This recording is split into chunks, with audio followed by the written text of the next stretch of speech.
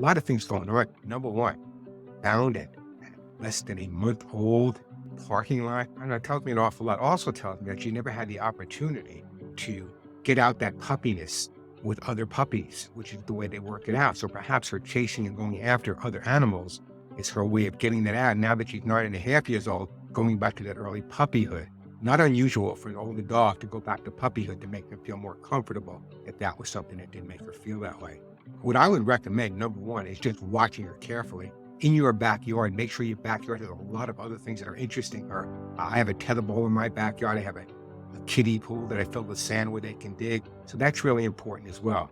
Now, a couple of things got me concerned here. Number one, if she's eating that wildlife, of course she's going to get sick and throw up. I don't know how often you're feeding her, but I would definitely recommend 2 or 3 small feedings a day rather than one large feeding. I think that would be beneficial as well.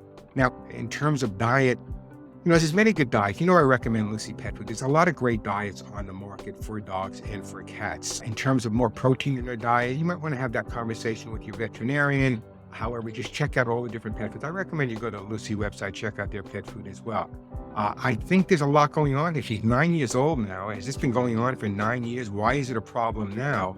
I don't understand. If she was found at less than a month old, where was she all this time? Was she with you all this time for the 9 years? Try to get back to me with that. I'll give you more info. Don't call the show. I'll give you more info on that. In terms of chasing wildlife, the way to correct that is to kind of distract her with other things. I think that would be a lot healthier and a lot better for her. I think you might want to take into consideration also when you're talking about allergies. A lot of times people go to their veterinarian, and no one has more respect for veterinarians than I do. I deal with them every day, dozens of them every day. And no one's omnipotent. No one's omnipotent. So very often, if you're going to your vet and your dog has an allergy and you're not getting the response that you think you should get, then it's time to see a veterinary dermatologist or allergist. Most large cities now have veterinary dermatologists and allergists and medical centers around them. So that's what you'd want to do. So very often people say, but isn't it a lot more expensive for me to go to a specialist? Yeah, it might be. It might be more expensive for you to go to a specialist, but in the long run, it might prevent a lot of stress on your dog and yourself. But more importantly, you may get a quicker result, which in the long run could save you money. So ask your vet for a referral. If there's one you give one, maybe it's time you should change your vet as well.